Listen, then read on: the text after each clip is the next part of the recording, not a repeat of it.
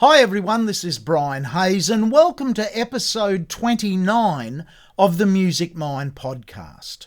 Today my special guest is Canadian-based ukulele specialist James Hill. James is a wonderful composer, educator, recording artist, performing artist, an all-round music innovator, playing one of the world's most magical little instruments. Please enjoy my conversation with James Hill.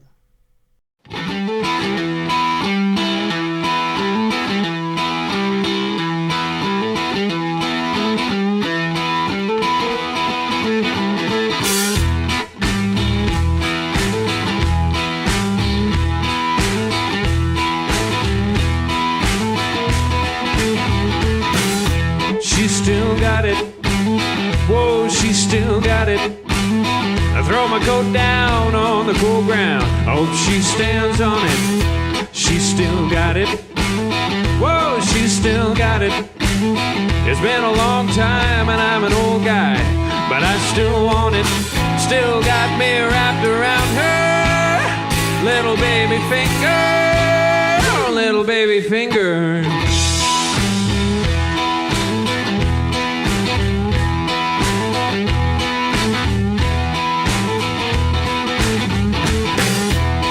Can't help it. Whoa, she can't help it. No heart is so cold that she can't melt it. She can't help it. Whoa, she can't help it. No matter how hard I try, I can't kick that habit. Still got me wrapped around her little baby finger, little baby finger.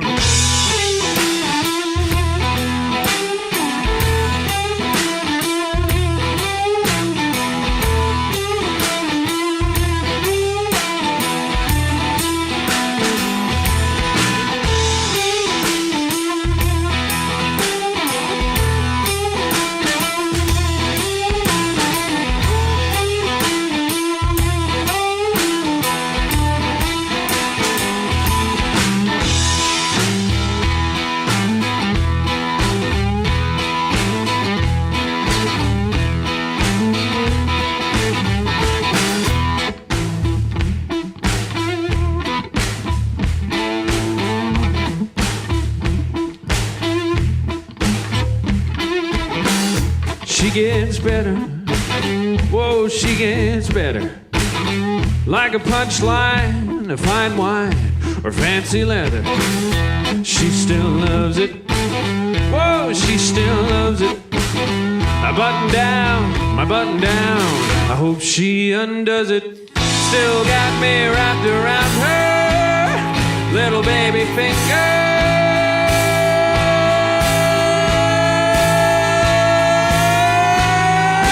Baby finger.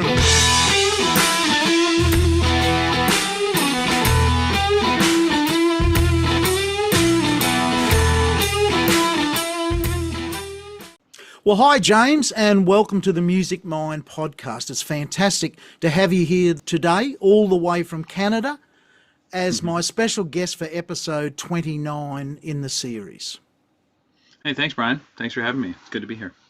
The audience have just seen and heard a wonderful modern contemporary trio version of, I believe, an original song called She's Still Got It. Can you tell us a little bit about that song, the band, the trio, and maybe your memory of that performance, because it's got a lot of energy, good live feel to it. Thanks. Yeah, She Still Got It is a tune that I wrote I think for my album in like the mid-20 teens. The album was called The Old Silo, and like so many songs that you write, you know, like I don't really remember writing it, but I do remember what inspired it. I was literally just driving around in the town nearby called Truro, Nova Scotia, and I passed this elderly woman on the sidewalk who looked like she wanted to cross the road, and I remember I didn't stop for her, but I kept driving, but I kept my eye on her in the rearview mirror, and the next car behind me did stop for her, and she crossed the road in front of this car, and the oncoming lane also stopped. And I remember thinking to myself, wow, she's still got it. That's Like great. she can still Yeah. stop traffic. And she must have been in her late 70s, early 80s, and that line just sort of stuck with me. She's still got it. Yeah. Whatever happened to all the songs for like older, beautiful women, powerful women? We hear so many songs about young, beautiful things, and sort of. I've heard a lot of songs like that, but after Sherry Baby, you can't do much better than that. So I figured it was time to write a song for older, beautiful women, and that's where that came from. Fantastic. And what a great backstory. I would have never pictured that as the foundation image in your mind for that song. Now, what about the trio? What a great sounding trio. Tell us about your supporting musicians there in that group. Oh yeah, well, it's my wife Anne on cello. I think in that video she's playing an electric cello that she's wearing. It's Yes. sort of harnessed onto her. And she's singing as well. She's a songwriter and wonderful musician. We do a lot of collaboration. And then our friend Doug Cameron on drums, who's kind of part of our family. He's just a really close friend, and we've played with him a lot over the years. So yeah, that barn unfortunately got blown over in a storm. That barn no longer exists. Oh. So it's sort of a historical relic that we got to capture that video before it got picked up by a tornado and carried off to Wow. wherever it is now. We've got an international audience, and here in Australia, the instrument you play is always referred to as a ukulele. Now, I notice in Canada and in other parts of the world, it's sort of referred to as a ukulele. Now, in that clip, you're playing an electric version of the ukulele through a distortion pedal, and I have a vision of some of the old boys sitting under the coconut trees on Waikiki Beach in Honolulu, singing Pearly Shells with their acoustic thing, probably being a little bit, I don't know about alarmed, but I suppose a little bit disturbed about what you're doing to their instrument. But I think it's great, and we're going to get to see and hear you play today on a variety of ukuleles in a variety of styles. What's been your approach to just push the boundaries forward, just take it in different directions? Well, I mean, that's a interesting question. I mean, it's really my life story, so I'll try to keep it shortish.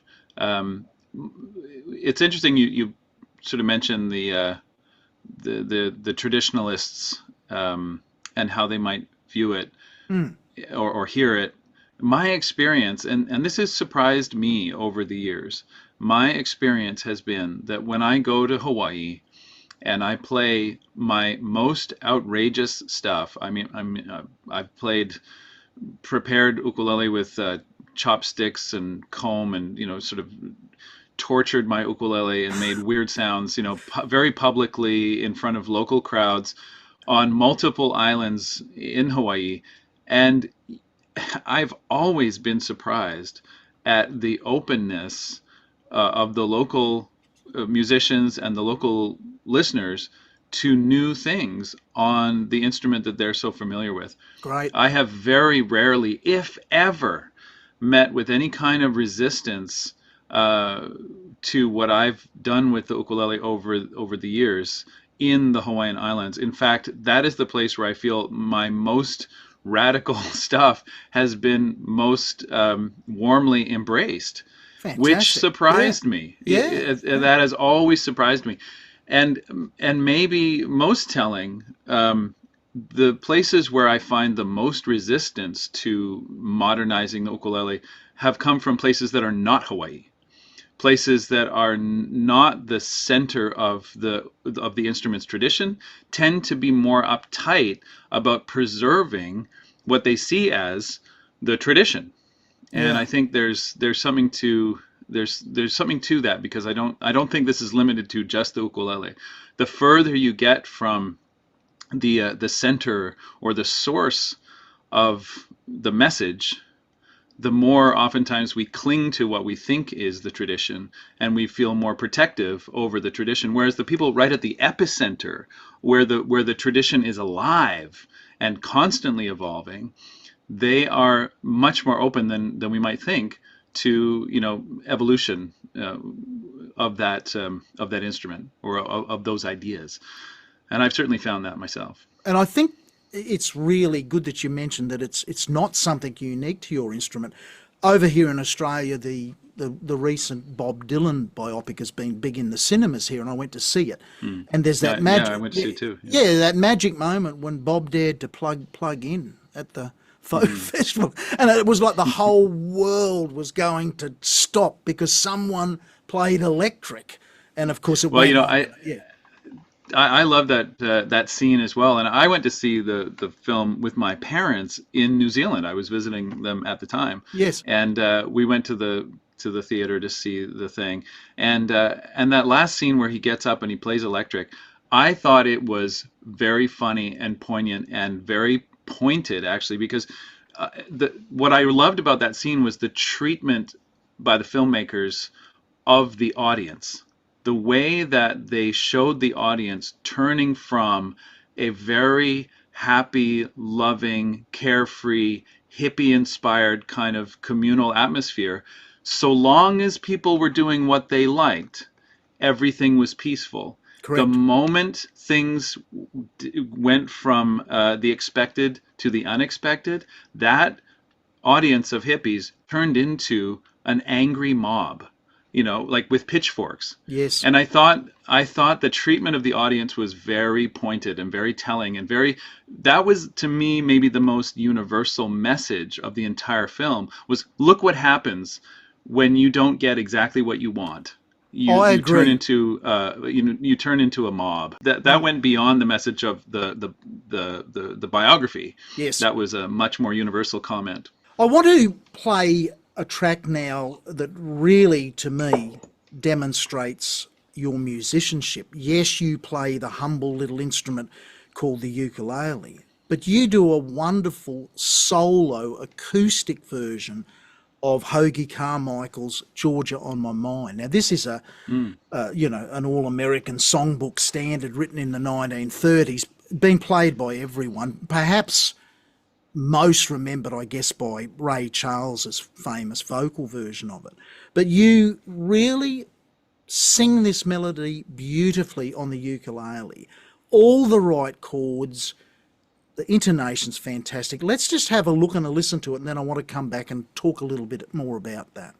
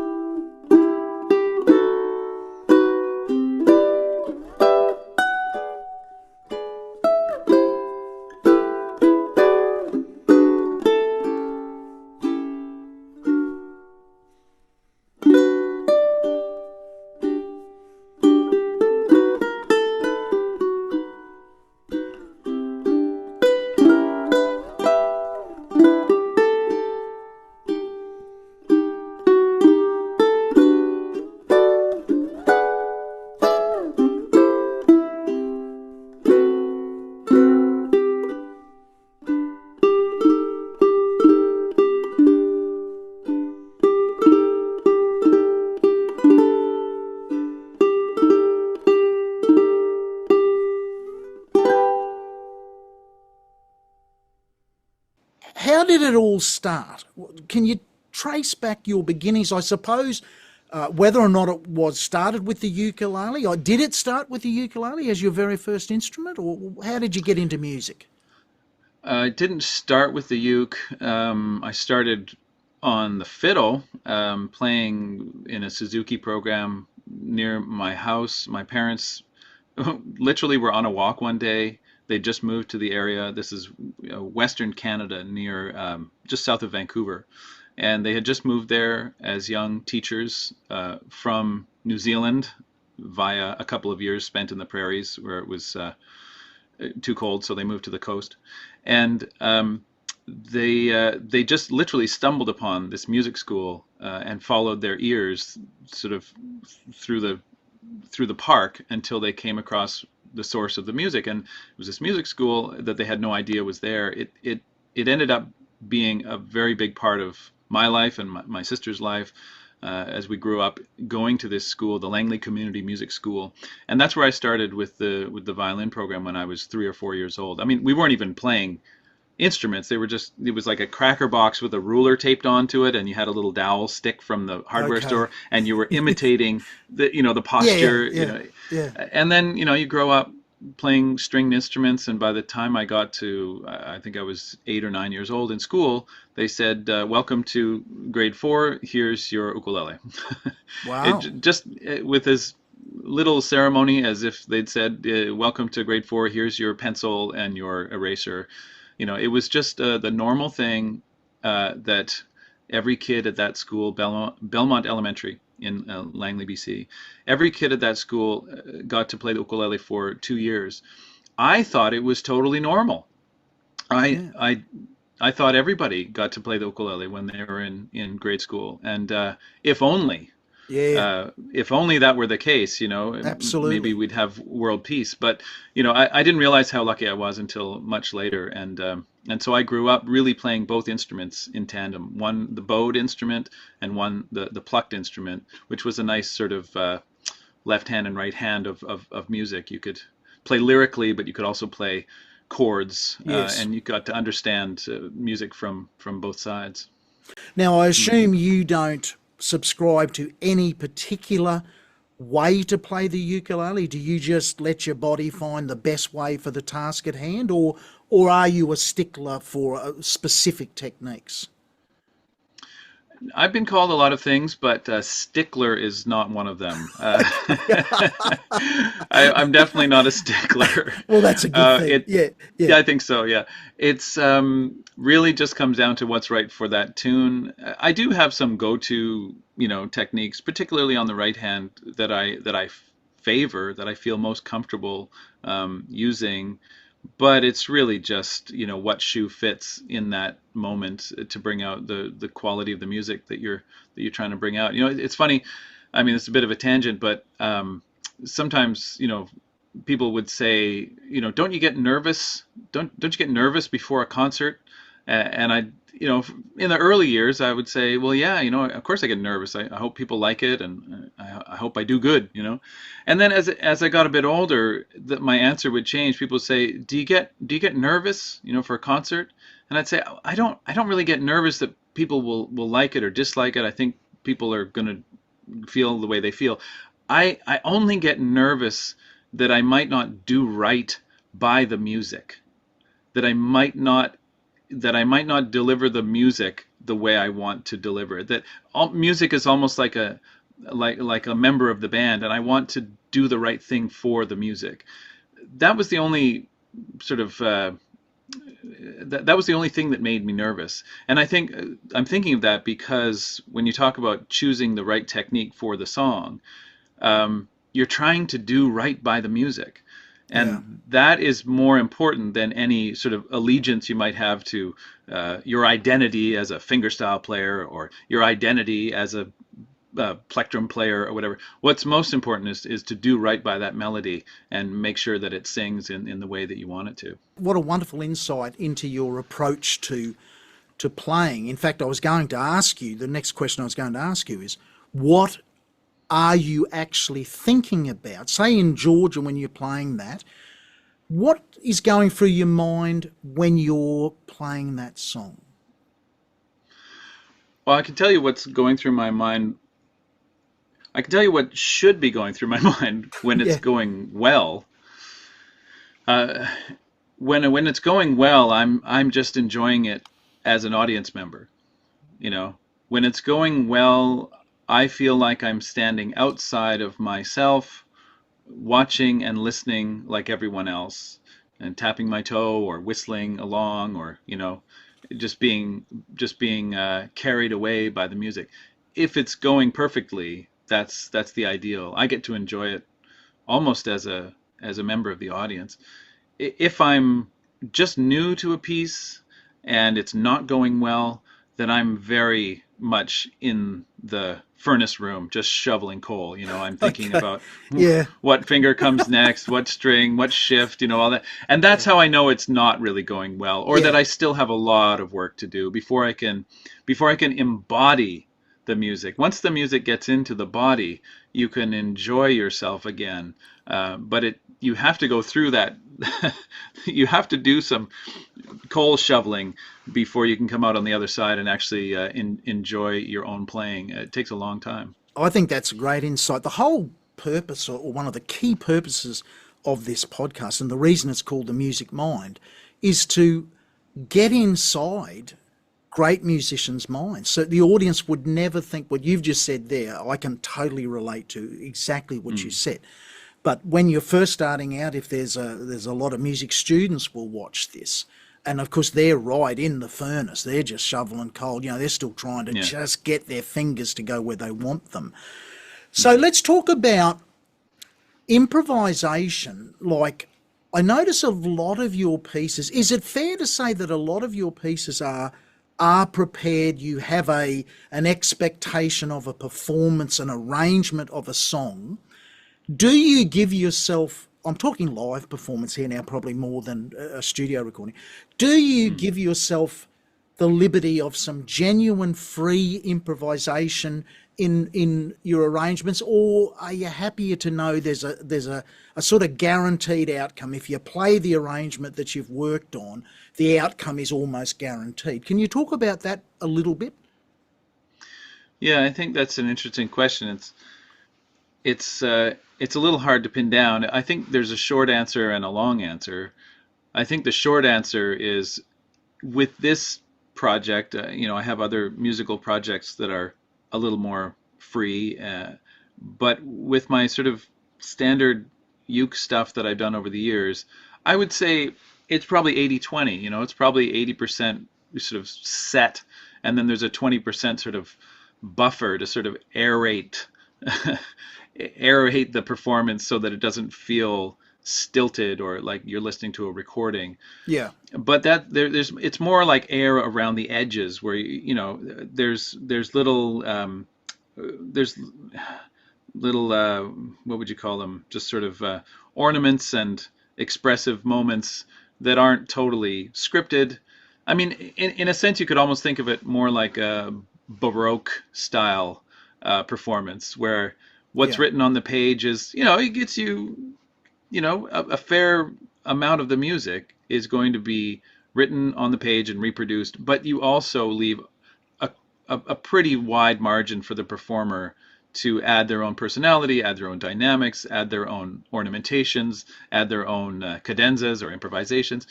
I guess I've taken a similar approach with most of my uke stuff, and oftentimes that's because I did a lot of solo performance in the early days, and I guess I felt most comfortable if I had the sort of safety net of, well, hey, if I'm just not feeling it in the moment, or if I've just come off a plane and I'm feeling sick, like I have a fallback.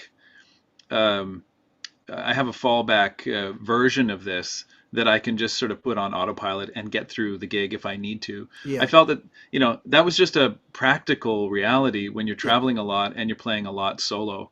I think the more you play with other musicians, the more freedom you can have. I think it is possible to have a lot of freedom as a soloist, but you need to come through the fire. You think of Bobby McFerrin getting up on stage and really just Mm, preparing absolutely nothing except for his entire life. that's right. which he brings to the stage on every performance, and you think, oh, well, this is just coming out of nowhere. It's not really coming out of nowhere. It's coming out of a very, very long musical journey. You can get to that place as a soloist, but I think that's a rare few who can really get to that level. And I certainly don't feel like I'm there yet with my uke stuff. So I do have kind of a safety net. Not to say that I'm not reading off the page on, everything is still embodied and remembered and sort of oral tradition on the stage, and yet I do have my sort of well-worn pathways, and that's just more of a practical consideration. Yeah, it makes sense. Look, just one final question on that. When you're developing, and we'll use George on My Mind as the example, when you start out to develop your arrangement of that song, what is the process? Do you have a process, or how do you get from just an idea, hey, I'd like to do that as a solo ukulele performance? What is the process you go through to get it to the point where you've got it and you are confident that that's in your kit bag now, your performance bag, you can pull that out whenever you want to? You have to choose a song that you love. Yeah. Because you are going to spend a lot of time with this song. Yep. You're going to spend a lot of time learning the melody, learning the chords, and in my case, trying to play them simultaneously and juggle the rhythm. And you're going to spend a lot of time with that. It's like going on a road trip with a person. You better pick a person that you like to have a conversation with. That's right. So that is the first and maybe the most important thing is, yes, man, pick a song you love and then just start nibbling at the edge. Play the melody, find the chords, try to put them in the same neighborhood on the fretboard, and eventually you'll end up with an arrangement. Do you, I guess, test yourself? I know the great Tommy Emmanuel often says in interviews that he won't take a song out as a performance piece until he has played it hundreds of times to himself and little test audiences. Do you ever do that around the house? Do you play it for your wife, or do you test the water, even though you say in your mind, I've got this? Do you have a few little dry runs before it's, ladies and gentlemen, I'd like to play it for you, George, on my mind? How do you approach that? Do you do some little beta testing of it as a performance piece? Oh yeah, definitely.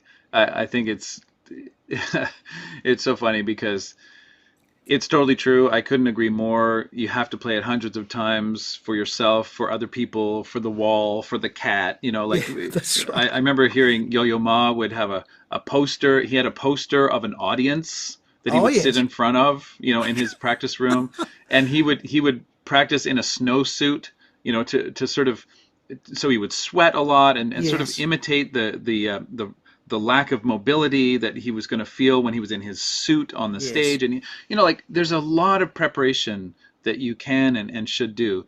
And even so, there is a point where you just have to jump in and say, this first performance is probably going to be pretty rocky.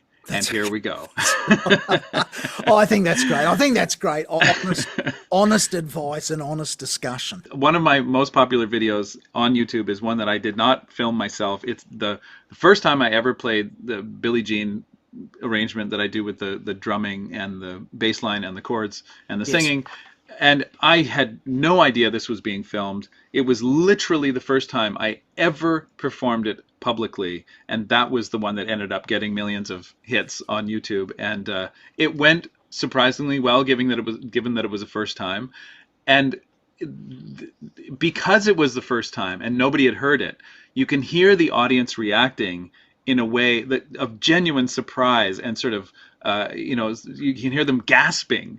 Yes. And so on one hand, it's a little rough. On the other hand, it's so fresh that it captures that moment. And so, there is such a thing as over-preparing. At some point, you just have to jump. Well, let's have a look and a listen to a little bit of a live performance of Billie Jean, because this is how I actually discovered you. It is a viral clip on YouTube, and as soon as I saw it, I thought, oh, wow, it was great. I could sort of see what you were doing, the one-man band, but it had that sense of vulnerability about it. It didn't seem over-rehearsed. So let's share just a couple of minutes of Billie Jean with you doing everything, because I know you have a video, sort of a tutorial where you actually teach people how you do that.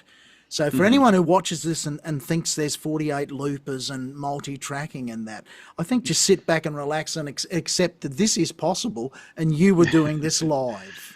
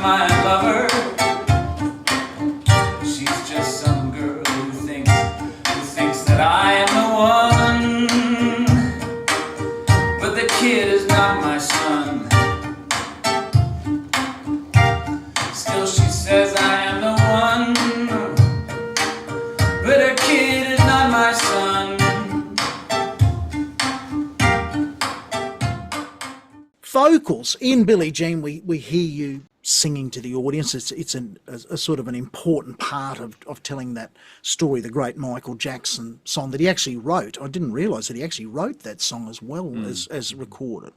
But there's another song which I assume might be an original song of yours. It's called For So Long. Is that an original song of yours? Yeah, that's one I wrote. Yeah. This is one of the nicest pieces of music I think I've ever heard, mate. This is absolutely stunning. And it puts the ukulele, just acoustic, as the real glue to this song. You've got some beautiful musicians surrounding you. It looks like it's just filmed in the family home or something, I don't know, but it doesn't look like a top-notch recording studio. It's a very much an acoustic song. There's some wonderful harmony, singing. Let's have a look at and a listen to it, and I want to come back and talk to you about this.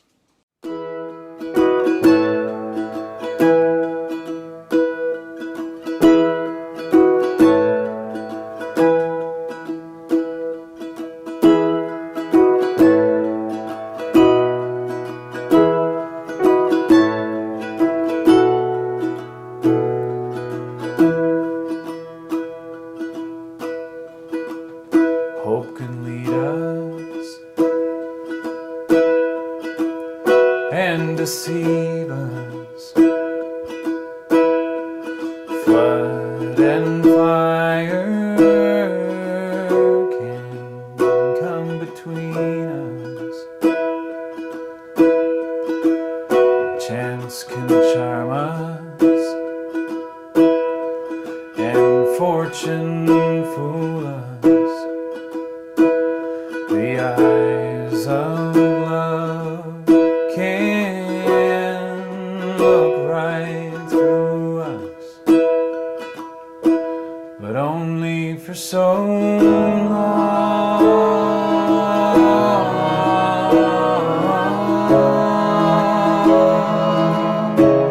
Only for so long.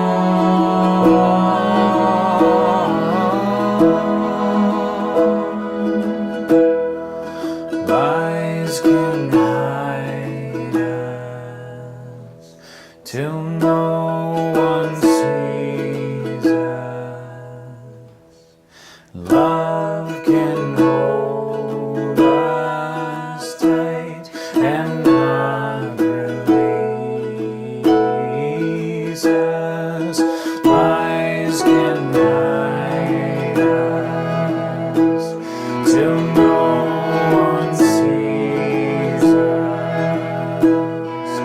Love can hold us tight and not release us.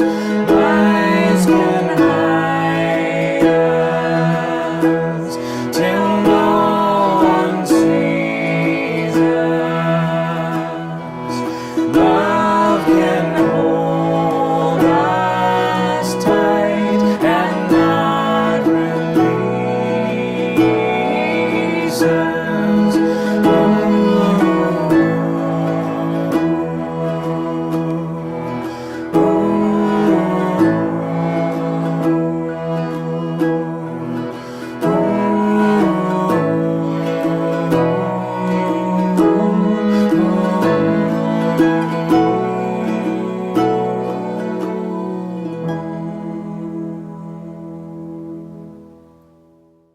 The process for writing a song, in this case, it's not an instrumental. It's very, in fact, the ukulele is just strumming the chords beautifully, and it's the real, as I said, it's the substance that allows all of the vocals and the other instruments to just mesh together. But actually, the bare bones song, is that something that you wrote? I notice you've got keyboards behind you. Is that something you wrote on the ukulele, or how did that come about? Tell us about the composing of that song. Oh, it's a good question. This is a special song for me. I keep coming back to it over the years as just kind of like it seems so simple, and yet that's how you know it's one of the good ones. I keep coming back to this and rediscovering it for myself. I don't remember very clearly how it came about, which again is a good sign. I remember one thing, that was sitting on the bed in my parents' guest room. I was visiting in my mid-20s, and I remember playing the riff, or I was just sort of noodling around, as so many songs begin with noodling. We can talk more about that. I'm a big noodle fan. And I remember just getting onto this mantra of lies can hide us till no one sees us. Love can hold us tight and not release us. And I didn't even know really what it meant. I wasn't thinking about the meaning. It was somewhere between sort of thinking about the words and just thinking about the way the words felt, almost physically how they felt. Love can hold us tight and not release us. The ambiguity of it, that it would be almost like, is love constricting us like a boa constrictor? Are we being suffocated by love, or is it something, or are we being held and comforted by love, or is it something of both? Here I was in my parents' home. It takes a long time to grow up. I was back in my parents' home visiting, sitting in the guest room. I was sort of back in the arms of the family, but also feeling, when you visit home and you feel like you return to being a 17-year-old all of a sudden. Yes. There was an element of that, and it's not good, it's not bad, it's very bittersweet. And so I just kept rolling this line over and over, not really knowing what it meant, needing to hear it over and over in order to even just to sort of like be in the orbit of that feeling, and to stay in the orbit of that feeling. And that's what became the sort of the bulk of the song, which is really the outro of the song. And I remember just sitting on the bed, on the edge of the bed, and just crying, just playing this line over and over, and not really knowing what was happening. I didn't know what I was feeling. I didn't know why I was feeling it. And so I still, to this day, I don't really know why that song affects me, and why that line, those two lines, feel like I can just go back and sing them over and over again, because I still don't think I quite understand it, and may never will. But I do like to return to it, the orbit of that feeling, from time to time. And that's wonderful. you know, And I totally want to support what an amazing song that is without actually needing to know what it's about. Some of the greatest songwriters, as you know, of all time, someone will ask them, Don McLean, what's American Pie all about? Don't know. What do you think it's about? Like it really doesn't matter. But I just want to talk a little bit. That is such a beautiful song. The words are so beautiful. I want to focus on the ukulele. I mean, you're playing about 2 or 3 chords in that anyone can play. But if you replace the ukulele in that song, I don't care with anything, with an acoustic guitar or, a Steinway grand piano or whatever, the song would be so much the lesser for not having the ukulele as the foundation of that song. Do you feel that when you hear it, how wonderful the ukulele just sits there? Yeah, I think that's a very uke kind of a song. I think the fragility of the emotion is perfectly matched by the sort of the smallness of the sound. I think, playing it over 6 octaves on a Steinway wouldn't have the same. It doesn't have that same, songwriters call it prosody, where the music paints the picture of the lyrics. And so the uke just naturally gives that same bittersweetness and sort of smallness. You feel sometimes when you play a song like that, you feel like you're kind of looking up at the night sky. Yes. You feel both the expansiveness of what's possible, and you feel your own smallness at the same time. And I think the uke just sort of naturally gives us a foothold into that emotion. Well, you've been able to, through your lifetimes, work on that instrument. I mean, I can only relate to the ukulele from my life here in Australia, and it's very much seen as it's a it's a toy. You go into any music shop in this country, and there'll be 20 or 30 ukuleles there. Not a decent one amongst them. They're all about $30, and they're overpriced at that. They're literally a child's toy. But in the hands of a wonderful musician who treats that instrument as the same as if it was a Steinway grand or a beautiful acoustic guitar, it really is the equal. I mean, I was lucky recently to do a podcast with Liam Ward, a wonderful blues harmonica player from London. And I had that same feeling, here's an instrument that to most people, the little blues harp, is the throwaway in the Christmas stocking for little Jenny or Jimmy, just this horrid little thing that they can, suck and blow on out there. And here's Liam. I got to play with him. We wrote a blues. And wonderful. The sound is unbelievable. I'm thinking that instrument is the equal of any instrument. It's what the player does. I just want to come back now. You touched on something really important before that you're a fiddling around, noodling. You're a noodler. Yeah. And I think some of the best songwriters and musicians in the world are lifetime noodlers. For our audience, can you just talk about that? Because it's the opposite of the staged way of learning to play an instrument. Here's a 3-volume set of 400 pages in each book. Start on page 1 and come back when you've finished, that last volume. And in essence, you've become a mechanical monster on the instrument, but someone walks in the room and says, it's Uncle Horace's birthday, can you play Happy Birthday? And I'll tell you what, if the sheet music isn't there, and I've seen it, you're not going to hear Happy Birthday. So tell us about your noodling. Well, I've gone down both of these paths as fairly far, both in the.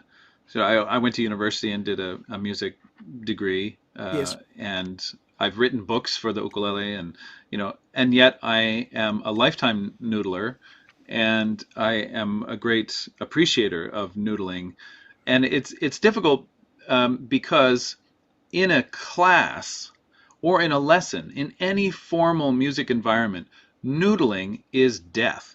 Because it makes it very hard to run a class in a conventional format if some kids are noodling away. And so a lot of teachers have sort of like no noodling policies, which I completely understand from a practical point of view. Yes. However, those noodles and the impetus to want to play and those sort of itchy fingers that just want to wander around the fretboard in an unstructured way. It's you got to be careful about sort of stomping that out.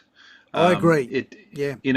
And I don't have the solution for this. I wish I did. I wish I could tell every teacher in the world how to both maintain order in their classroom and also sort of honor the creative side of those who just want to noodle. I think there is a way to do both, probably not simultaneously, but I think noodling is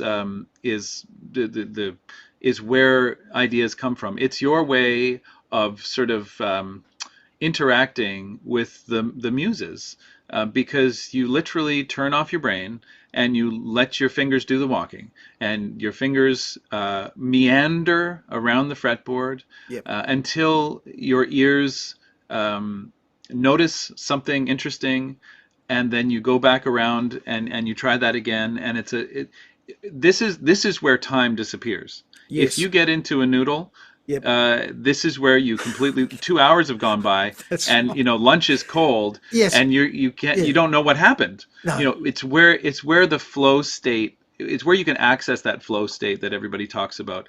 You access that through noodling, not so much through regimented practicing.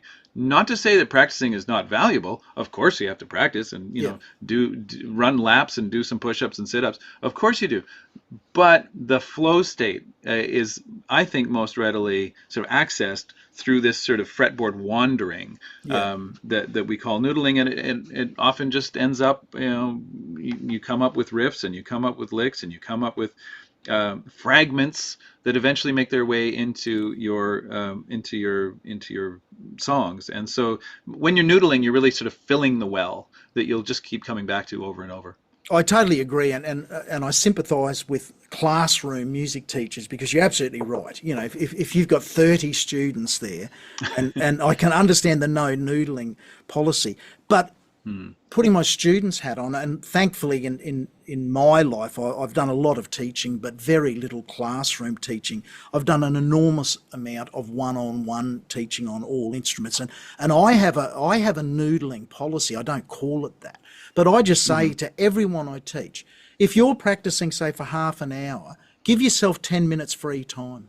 It's like, I remember when we were kids at school, we'd go to the swimming class, okay, go and do 14 laps. And at the end, there'd be this 5 minutes of free time when you can, splash your mate in the pool, duck dive, do whatever you want to do. But the carrot of that 5 minutes of free time largely kept that bigger group under control. So I just sort of think there has to be a balance. I'm not against the scales and the chords and that, but at the end of the day, like we are improvising right now, you have to be able to talk on your instrument. Otherwise, you're spending a miserable life waiting for someone else to tell you what to play next. And for me, if they call music one of the creative arts, I don't know where the creativity is there. It's something else, and there's the fun of playing in an ensemble with a known result. But yeah, well, that's you're setting me off in all directions in my brain, but all the neat things that you're saying, to go back to what you said about noodling, just to touch on that one last time. What I love about the idea of having a 5 minutes of splashing, or it could be 1 minute in the middle of the class. So I have to tune this ukulele, so you get 1 minute of splash time, you get 1 minute of noodle time. What that does, and this is so important, is that it makes the extrinsic reward music. Yes. Now, that is very important, because a lot of teachers will do extrinsic rewards that are candy, stickers, pizza party, whatever point system they might come up with. The reward for doing good should be more music. Absolutely. Maybe a different modality of music, but the reward needs to be music. And so that's what I love about the noodling time being a reward for focus during the class. I love that. Personally, I tried to learn to play jazz for many years, unsuccessfully, through sort of a conventional modal approach.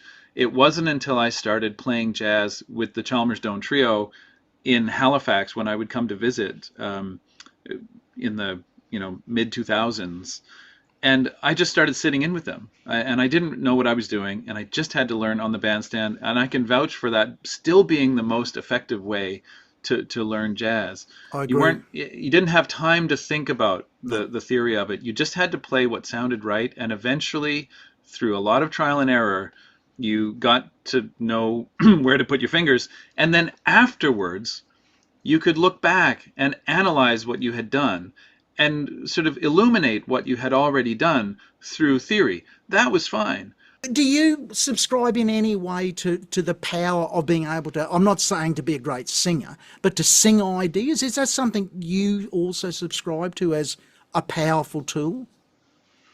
Yeah, completely. I agree with that. I would take it one step further and add, not only do you need to be able to sing it, I mean, the general idea that if you can sing it, you can play it eventually, I think is mostly true. I also think that it's worth remembering that all instruments, whether it's a uke or a bari sax, Yep. or a slide guitar, or a piano, they're ultimately all imitating the voice. Now, I didn't always agree with that. I remember the first person who told me that. I was very offended by that concept. I thought that I didn't like that hierarchical sort of view of music. I thought every instrument has its own voice, and they are all unique in their way. However, I've come to change my opinion about that over time. I do feel that the voice is a special instrument because it is inherently embodied, and when I'm playing my uke, I am trying to sing. I am trying to add vibrato so that it sounds like a human voice. I am trying to make one note touch the next so it sounds like a vocal tone. I am trying to leave breaks at the end of phrases where a person would naturally breathe. Great. Of course I'm trying to do that. The voice occupies a different place in our culture, in our minds, in our bodies, and we are always imitating the voice, kind of whether we like it or not. And it took me a long time to come around to that, but I think that's true. I'm sure when you're playing the uke, you're hearing the sound of the ukulele in your mind replacing your voice. I mean, if I pick up the baritone sax, I don't want it to sound like me talking. I certainly don't want it to sound like the pedal steel. If I pick up the baritone sax, I want it to sound like a baritone sax. But I'm still going to be thinking in my mind, ba-dum, ba-da, ba-dum, ba-da, ba-da, ba. I'm not going to be thinking, I'm now playing a saxophone, therefore it's got these little square boxes that says this is how a baritone saxophone should sound. I've got no interest in that. Melt it, make it a flower pot. I want that. I want to be able to pick that up. If I hear the sound that I want my voice to sound like a baritone, I'm not going to pick up, the flute. I'm going to pick up an instrument that I play that has that sound. The audience feels that too. I just want to finish with it. They know that intuitively they feel the moment where the instrument disappears and they're just hearing you. They might not identify it as that, but they love it when that happens. And that's the moment where they might say, "Boy, this guy's really good." Yeah. Why did they say that? Because they're no longer perceiving the instrument as a barrier between the human and the human, and it that's what we're going for. Absolutely. Person to person connection. Well, I want to now take a different direction and have a look and a listen to you do a really good solo version of the Jimi Hendrix classic Voodoo Child. This is another 180-degree turn. We've heard you play unbelievably beautiful acoustic ukulele, and here, full on, as you'd expect, a Jimi Hendrix cover. Let's have a look and a listen, and we'll come back and talk a bit about that.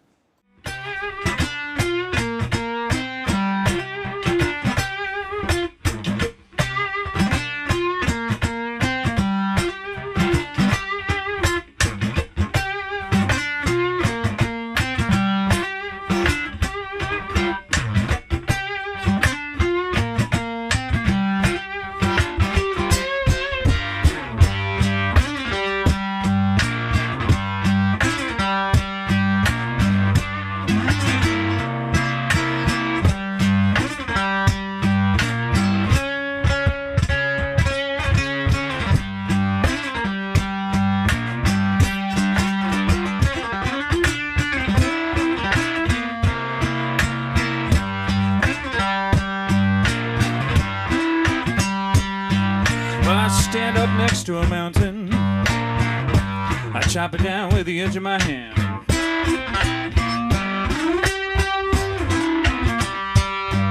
I stand up next to a mountain, I chop it down with the edge of my hand.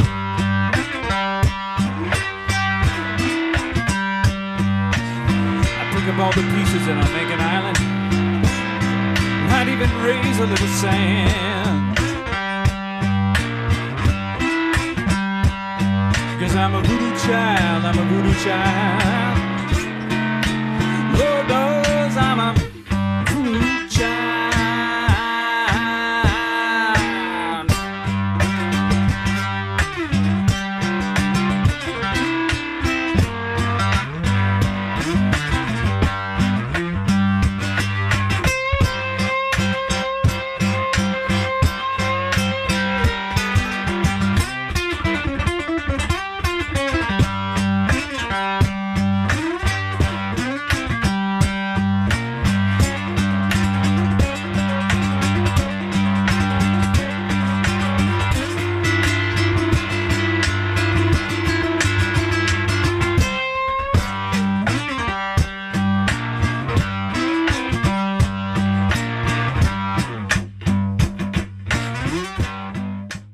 What tunings or tuning is do you use? Do you use multiple tunings on the various ukuleles? What's your tuning story? Yeah. Yeah, I mean, it's all over the place now. It used to be so simple, you know. When I first started, it was A, D, F sharp, B. That was the traditional Canadian and also the European tuning. And then I figured out there was C tuning, which is G, C, E, A. Still the same interval structure, but, you know.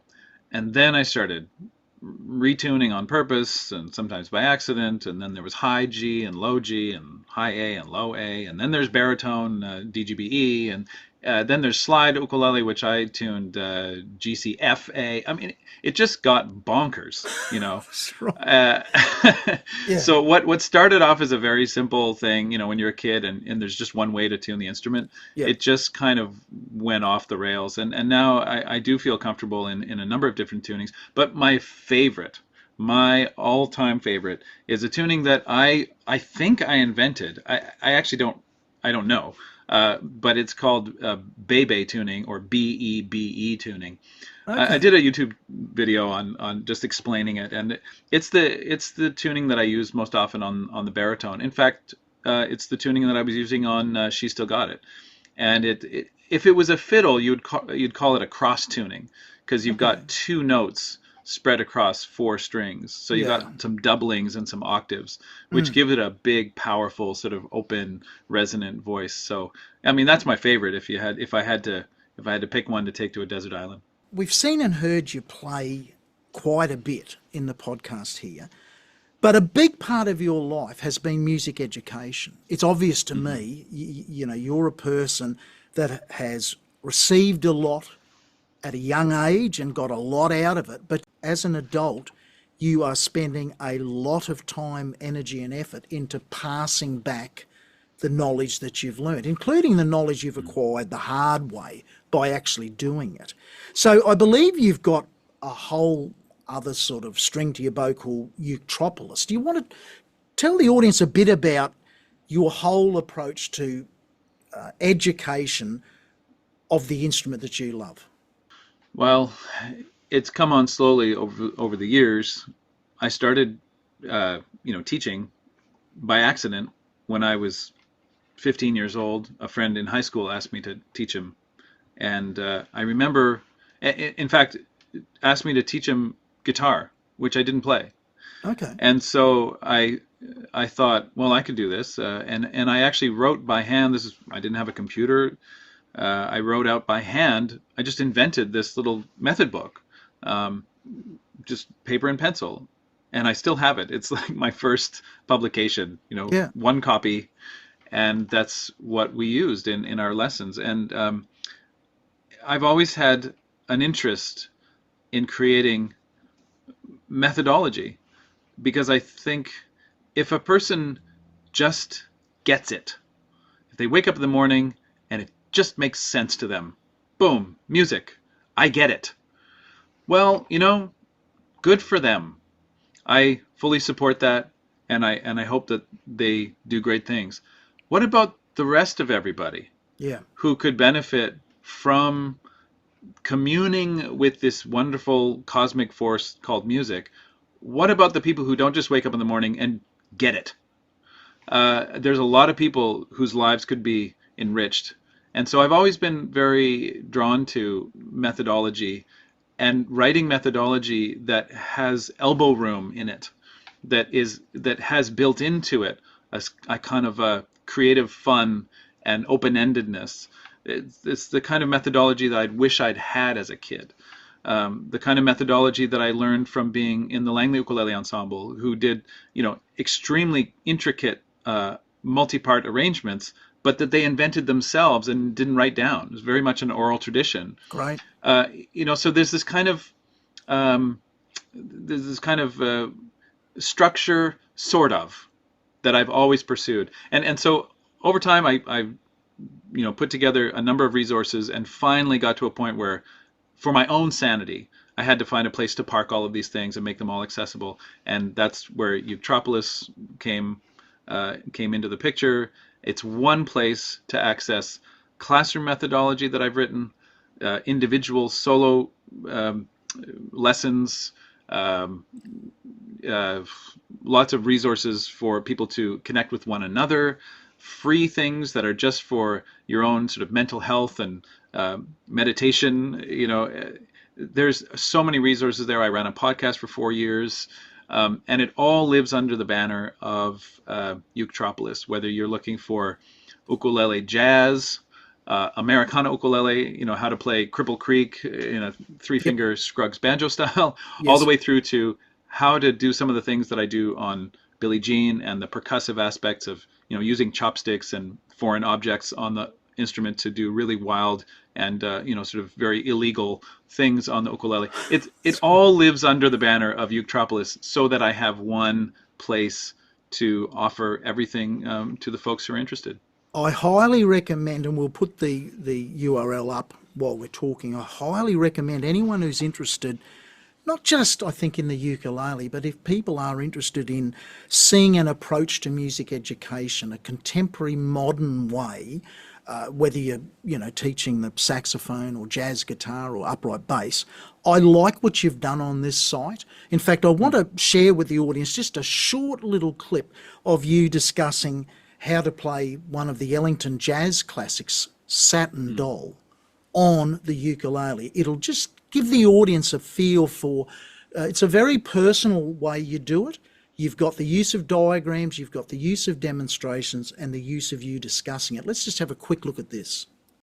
Hi, I'm James Hill, founder of uketropolis.com and author of Ukulele Jazz, which is a book and online course all about, you guessed it, ukulele jazz.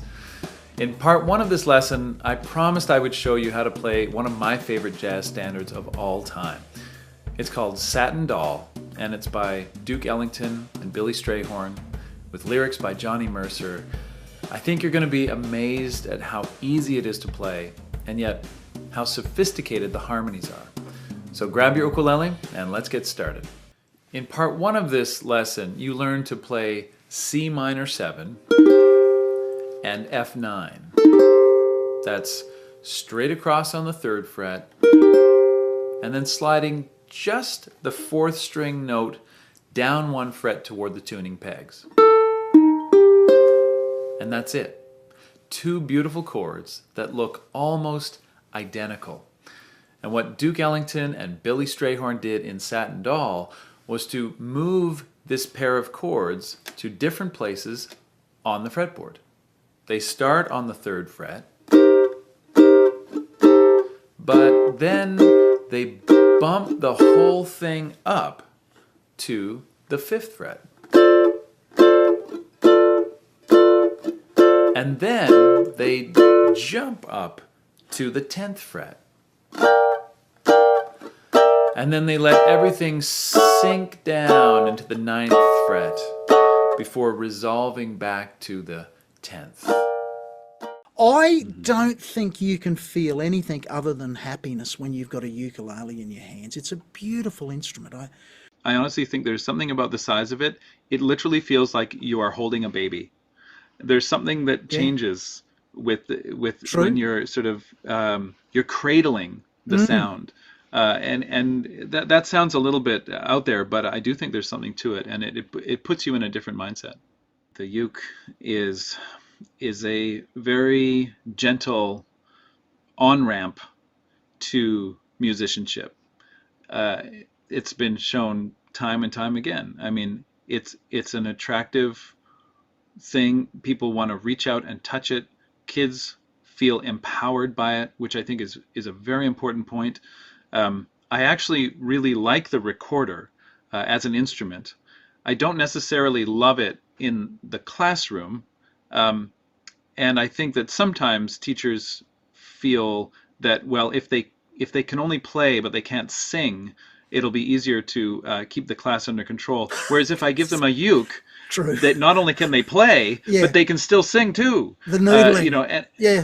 they're noodling. So That's right. so that there are teachers out there, I know, and I feel your pain, that they think, no, I'm not going to give them ukes because it's just like Bedlam. giving them almost sound weapons, and I can't stand it because I won't be able to control it. I think you'll find that empowering students through music makes them more interested in following along with the program that you want to get them to do. Giving them more, it doesn't make them, doesn't diminish your ability to shape them and to help them along. In fact, it actually it makes it more possible. So I do think the ukulele has a special place in music education, and it is overlooked to some degree, although not so much in Canada because we have a long history of it here. Yeah. Not so much in Hawaii because it's part of the cultural fabric. But I would say to parents, not to overestimate the impact of any one experience on the child's musical development. That it's all part of a sort of a wide net that you should set for them. It's a little bit like when you go to school, when you go to university or you go to college, you graduate high school, and the first thing anybody says is, well, what are you studying? What are you specializing in? Yep. And that's a very annoying question for a 19-year-old because they don't really know. I don't know where this is going to go, but I do need to start with something. Yeah. So I always tell kids, I say, if somebody asks you that, what are you going to study? What are you going to specialize in? Just tell them I'm doing pre-med, because everything is pre-med. It doesn't matter what you start with. If you never get there, it was always it was always pre-med, and so that's a great workaround. Oh, that'll stop the conversation. Everyone's saying it stops the conversation because well done, pre-med. That sounds great. Good for you.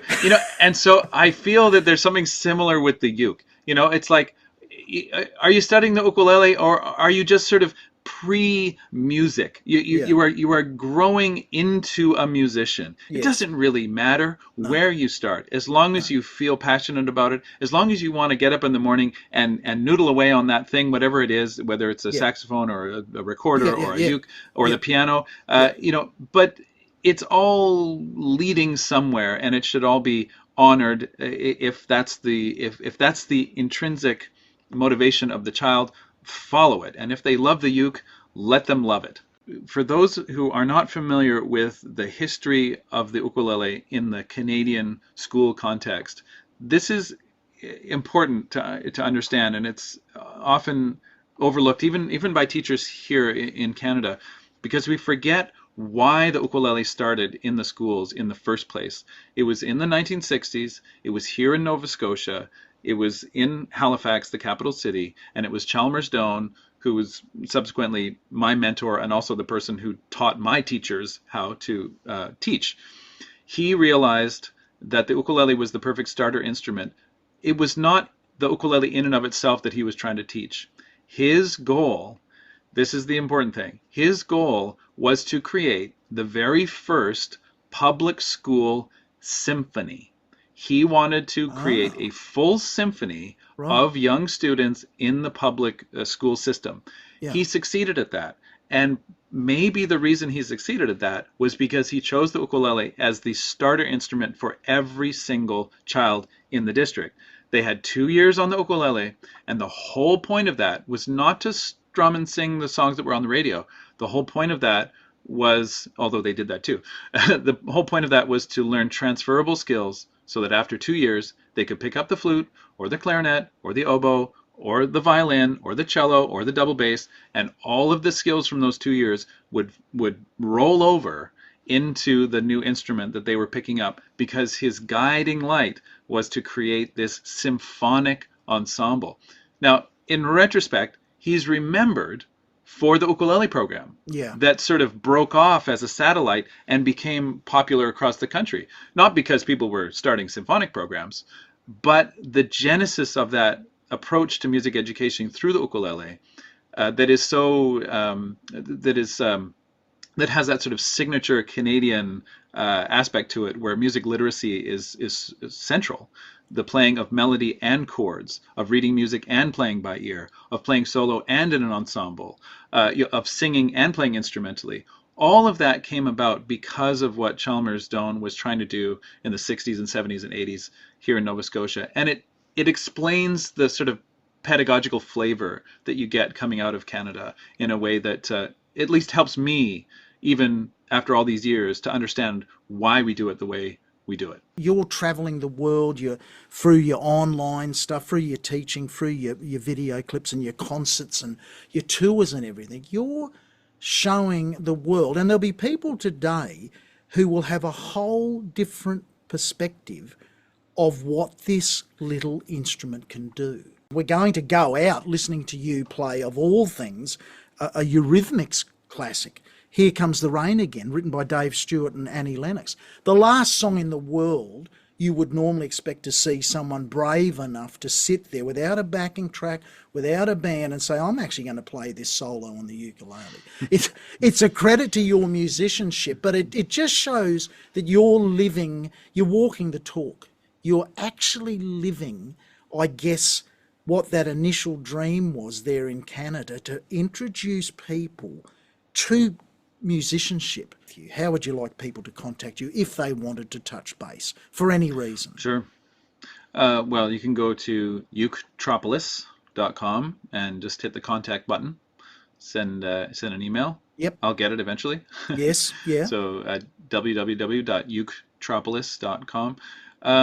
And it's also Ukutropolis on Instagram. If you're on there, you can send me a message. Okay. And those are probably the best two ways. What's your best piece of advice? Someone young's out there, loves their music and is thinking of maybe they would like to do music professionally. It's often seen as a hard gig to make a genuine living out of, to be able to raise a family and all of the normal things that I guess the normal careers allow people to do. What's your advice to someone? They might be 14 or 15. They're at that age. They've got to make a decision soon.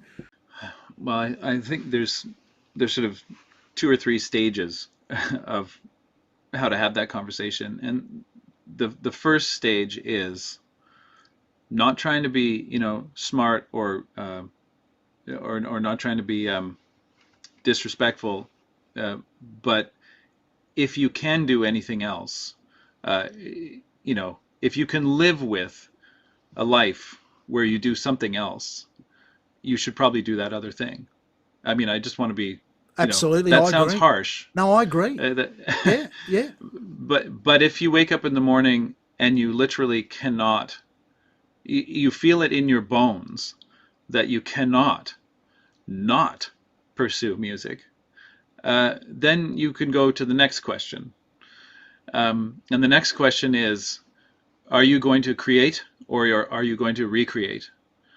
These are 2 very distinct professional pathways.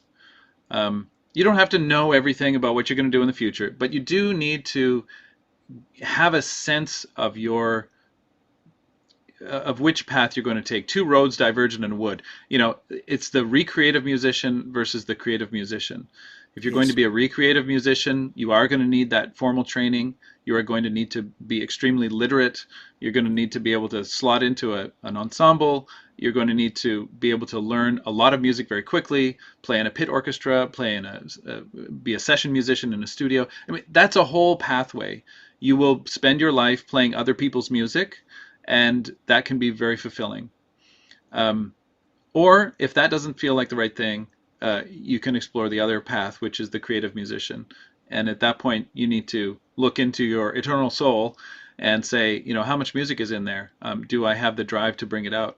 That's more the path that I've taken, and I don't regret it at all. I think these paths kind of take you. I don't think you're totally in charge of what path you go down. It's a little bit more like a rushing river. You get kind of swept down the path that is right for you. Yes. And I guess there's I guess there's also a third option, not to make it too sort of black and white, but I guess there's a third option, which is education, and I think that's a real bona fide pathway. If you love music and you feel strongly about passing it on. There's the educators that end up there because they didn't end up in either of the other two paths, and there's the educators who end up in the education flow because that's where they're drawn to, and that's what they're passionate about, and that's where they want to do their best work. That's where they want to spend their life force. I do feel that there is a bit of a music emergency right now in education. Yeah. I think we need a lot of good people in the education stream. And so it's the honorable profession, to pass it on to the next generation. So I think those are the main three pathways, and you have to be able to see yourself in one or more of those streams, really genuinely see yourself, feel it in your body that this is the right thing for you, and then the hard work starts. I think that is wonderful advice. It's so clear. You've provided a checklist.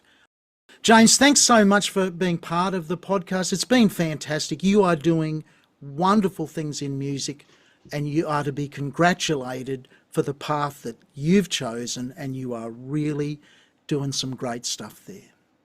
Well, thanks so much, Brian. It's really been a pleasure to have a chance to just stretch out and talk about these topics that both of us are so passionate about. So thank you for inviting me. Thanks, James.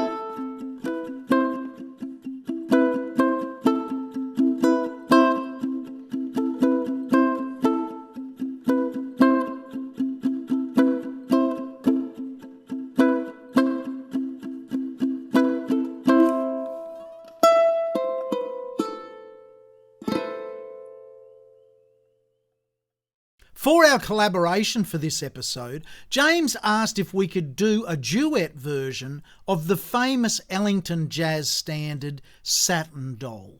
James is playing ukulele and singing the lead vocals. I'm also playing ukulele, but I'm running my tenor uke through an Electro-Harmonix organ simulator pedal, just to keep the tones of our ukuleles separate. Please enjoy our collaboration on Satin Doll.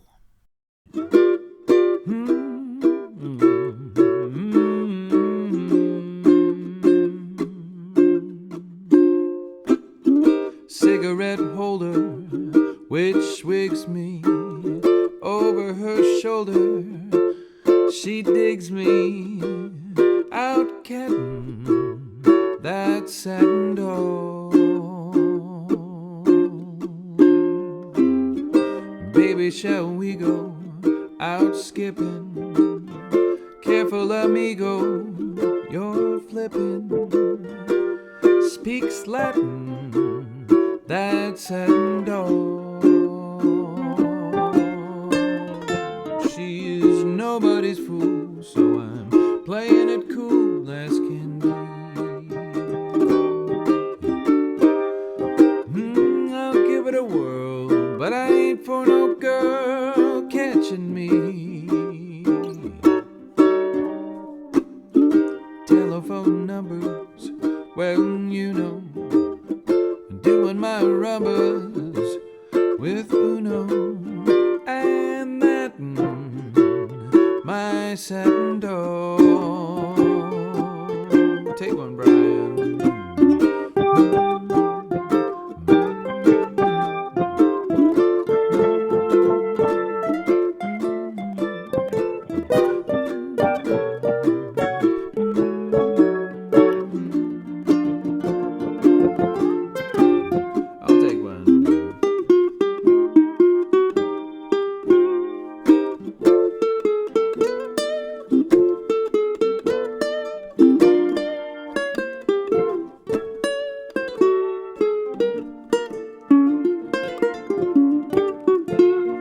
She's nobody's fool, so I'm playing it cool as can be. I'll give it a whirl, but I ain't for no girl catching me. Switch your name, telephone numbers, well, you know, doing my rumbers with Uno, and that my satin doll, my satin